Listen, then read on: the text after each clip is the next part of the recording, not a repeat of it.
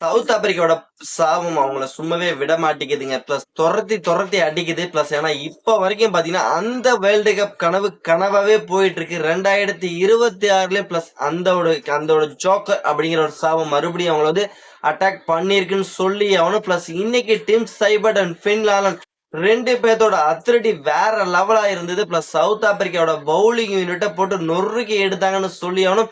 அவங்களோட அதிரடியால இன்னைக்கு இந்த அசால்ட்டா ஜெயிச்சது மட்டும் இல்லாம இறுதி போட்டிகள முதல் அணியா வந்து நுழைஞ்சிருக்காங்க. கெத்தா வேற ரகமா நுழைஞ்சிருக்காங்க. பிளஸ் இந்த மேட்ச்ல என்ன நடந்தது ஒண்ணு விடாம டீட்டெயிலா பாத்திரலாம் friends. ICC T20 world cup 2026 semi final 1 இன்னைக்கு மேட்ச்ல வந்து பாத்தீங்கன்னா முதல்ல பேட்டிங் புடிச்ச சவுத் ஆப்பிரிக்காவுக்கு அடி மேல் அடி விழுந்ததுன்னு சொல்லி அவனும் முதல்ல பேட்டிங் புடிச்ச சவுத் ஆப்பிரிக்காவுக்கு குயின்டன் டிகாக் எய்டன் மார்கன் தான் ஓபன் பண்ணாங்க. இதுல குயின்டன் டிகாக்கோட விக்கெட்டையும் சரி ரிக்கல்டன் விக்கெட்டும் சரி ஒரே ஓவர்ல எடுத்து பிளஸ் வந்து சவுத் ஆப்பிரிக்காவை வந்து ரொம்பவும் பேக் ஃபுட்ல தள்ளினாங்க நியூசிலாந்து அணி. அதுக்கப்புறமாவது கொஞ்சம் முன்னேறி வருவாங்களா அப்படின்னு நினைச்சுக்கிட்டு இருக்கும் போது மறுபடியும் சவுத் ஆப்பிரிக்கா மறுபடியும் பேக் ஃபுட்ல தான் போனாங்க. எய்டன் மார்கமா இருக்கட்டும், கில்லர் மில்லரா இருக்கட்டும், பிளஸ் வந்து நம்மளோட பிரேவிஸ் அப்படின்ட்டு அடுத்தடுத்து விக்கெட்டுகள் வந்து ஒரு பகுட்டு விழுந்த வண்ணமா தான் இருந்தது.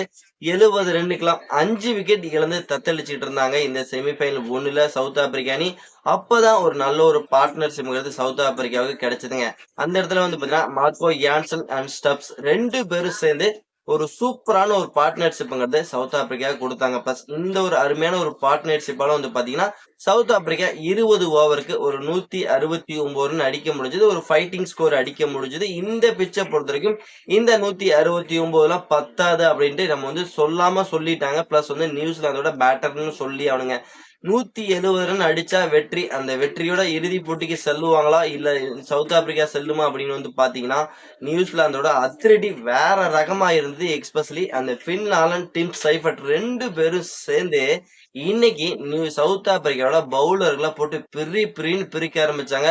அவங்களோட அந்த ருத்ர தாண்டவ ஆட்டம் வந்து பாத்தீங்கன்னா சவுத் ஆப்பிரிக்காவோட பவுலிங்க கொஞ்சம் கூட வந்து பாத்தீங்கன்னா ஒண்ணுமே பண்ண முடியல. யாரு போட்டாலும் நான் வந்து அடிப்பேன் அப்படின்ட்டு 6 பவுண்டரி 4 அப்புறம் பிரின்னு பிரிக்க ஆரம்பிச்சாங்க.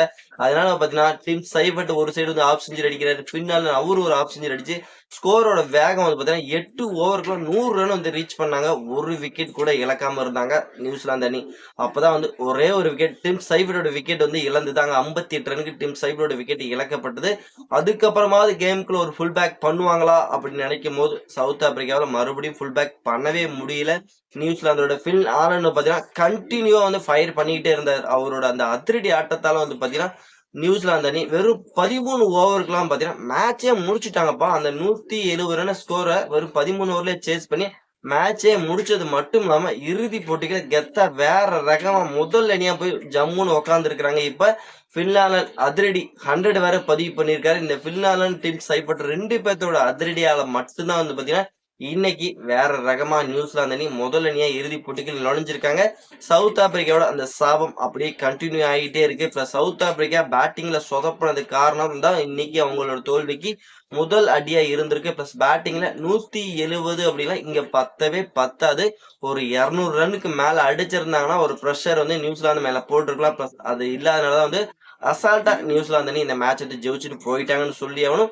ஓகே, இந்த மேட்சை பத்தி நீங்க என்ன நினைக்கிறீங்க? சவுத் ஆப்பிரிக்காவோட சாபத்தை பத்தி நீங்க என்ன நினைக்கிறீங்க? நியூசிலாந்தோட இந்த வெற்றியை பத்தி நீங்க என்ன நினைக்கிறீங்க அப்படிங்கிறது மறக்காம நம்மளோட கமெண்ட் செக்ஷன்ல பதிவு பண்ணி இந்த வீடியோ உங்களுக்கு எந்த அளவுக்கு பிடிச்சிருக்குன்னு லைக் பண்ணி ஷேர் பண்ணி உங்க சப்போர்ட்டையும் ஆதரவையும் கொடுத்தீங்கன்னா ரொம்ப ரொம்ப யூஸ்ஃபுல்லா இருக்கு நண்பர்களே.